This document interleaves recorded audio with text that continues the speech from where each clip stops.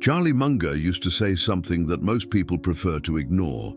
The problem isn't the lack of information, it's the excess of it. We live in a world where everyone has an opinion about money, everyone has a foolproof method, everyone has discovered the secret to wealth. And you know what happens to those who try to follow all of this at the same time? They become poor, not from lack of effort, but from excess of noise. Have you ever stopped to think how many times just this week you received financial advice? A guru on Instagram telling you to invest in cryptocurrencies. An uncle at Sunday lunch saying that real estate is the only safe investment. A podcast explaining that you need to diversify into 15 different assets. A new book promising that you'll get rich in 3 simple steps. And then, what do? You try to follow everything. You buy a course here, invest a little bit there, change strategies the following week. And at the end of the month, you look at your account balance and realize you haven't moved from where you were. Munger spent decades alongside Warren Buffett building one of the largest fortunes in the world. And you know what his secret was? It wasn't complexity, it was the opposite. It was the brutal ability to say no. No to mediocre opportunities, no to fads, no to advice that didn't make sense within his system. While everyone was chasing 1,000 different things, Munger and Buffett focused on deeply understanding a few ideas and executing them with patience. But we don't learn this. We learn the opposite. From early on, we're bombarded with the idea that we need to be on top of everything, follow all the trends, not miss any opportunity. And then we arrive at adulthood completely overloaded, trying to balance 10 strategies at the same time without truly mastering any of them. It's like trying to learn 10 languages simultaneously. In the end, you don't speak any of them properly. The excess of financial advice creates a dangerous illusion that you're doing something productive. You watch videos, read articles, participate in groups, take notes on tips. It seems like you're evolving, that you're on the right path. But in practice, you're just accumulating information without transforming it into coherent action. It's like filling a glass that's already full. The new water doesn't go in, it just overflows and makes a mess. Munger had a concept he called circle of competence. The idea is simple. You need to know exactly where you're good, where you truly understand, and not step outside that circle. If you don't understand technology, don't invest in tech startups just because everyone is doing it. If you don't understand the real estate market, don't buy a property just because someone told you it's a good deal. It seems obvious, but most people completely ignore this. They step outside their circle of competence all the time, seduced by promises of quick returns, by fear of being left behind, by social pressure. And there's another problem: contradiction. You receive advice that contradicts itself all the time. One expert says you should be conservative and protect your capital. Another says you need to take risks if you want to grow. One says diversification is essential. Another says diversification is for those who don't know what they're doing. And you, in the middle of all this, get lost, not knowing who to trust, not knowing which path to follow. Then you start mixing everything, creating a Frankenstein strategy that makes no sense at all. Munger used to say that wisdom consists of knowing what to ignore. It's not about knowing more, it's about knowing how to filter. It's about having the courage to turn off your phone, close social media, stop consuming financial content for a while, and simply think, really think, without external influence, without pressure, just you, your goals, your reality, your limitations. It seems radical, but it's the only way to build clarity. The truth is that most of the financial advice you receive doesn't serve you. Not because it's bad, but because it was made for someone else, with a different reality, different goals, different risk profile, different moment in life. You can't copy and paste someone's strategy and expect it to work perfectly in your life. It doesn't work that way. Each person needs to build their own system based on solid principles, but adapted to their specific situation. And here's the key: principles are universal, tactics are not. Munger understood this perfectly. He didn't go chasing new tactics all the time. He mastered the fundamental principles and applied them consistently. Principles like spend less than you earn, invest the difference, have patience, don't make bad debts, understand where you put your money, don't follow the herd, simple but powerful. The problem is that simple doesn't sell, simple doesn't get clicks, simple doesn't generate $1,000 courses. So everyone complicates things, adds layers, creates magic formulas. Have you noticed how financial advice has become entertainment? We consume it like it's a Netflix series. We get addicted to learning new things, to discovering secret strategies, to hearing stories of people who got rich overnight. But entertainment doesn't build wealth. Consistent action does. And consistent action requires focus, not dispersion. Munger also talked about the importance of avoiding stupidity instead of seeking genius. He used to say, all I want to know is where I'm going to die, so I never go there. It sounds like a joke, but it's profound. Most people lose money not because they don't know how to make it, but because they make avoidable mistakes. Mistakes like investing in things they don't understand. Mistakes like following tips from strangers on the internet. Mistakes like going into debt to consume. Mistakes like not having an emergency fund. If you simply avoid these basic mistakes, you're already ahead of 90% of people. But to avoid these mistakes, you need clarity. And clarity comes from simplification, not from accumulation. The more advice you try to follow, the less clarity you have. It's mathematical. Each new piece of advice adds a variable to the equation. And the more variables, the more complex the equation, the harder it is to solve. There comes a time when you don't even know what you're trying to solve anymore. Think with me.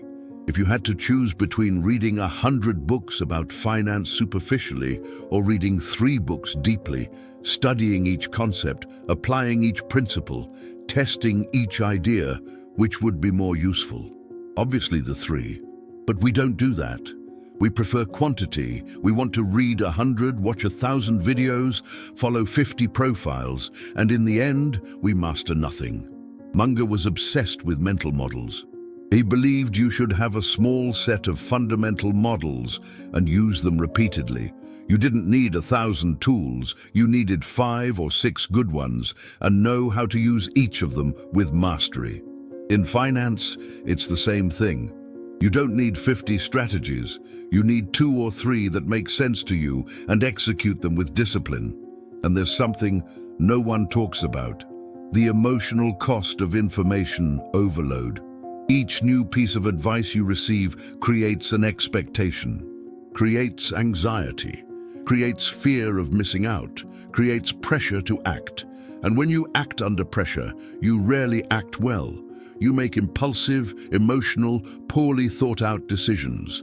And bad financial decisions are expensive. They cost money, they cost time, they cost peace of mind. Munger lived to be 99 years old. He had almost a century to observe patterns, to see what works and what doesn't work. And one of the things he saw clearly was that people who do well financially aren't the smartest ones. They're not the ones who know the most. They're not the ones who have access to secret information. They're the ones who have temperament. They're the ones who can control their impulses, resist social pressure, stay calm when everyone is panicking, have patience when everyone wants immediate results. And how do you develop this temperament? It's not by consuming more advice.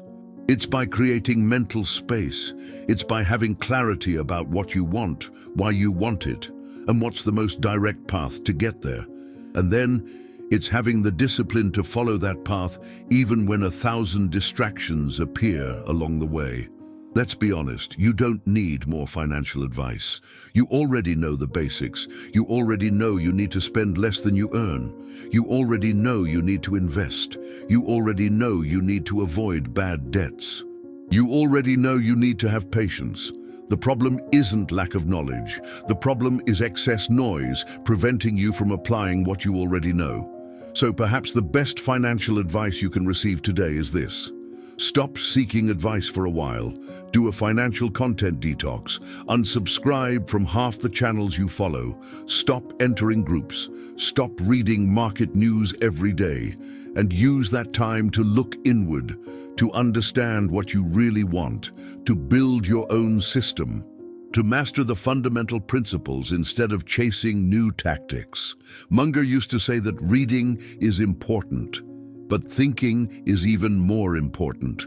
We spend so much time consuming that we forget to process, we forget to digest, we forget to transform information into wisdom.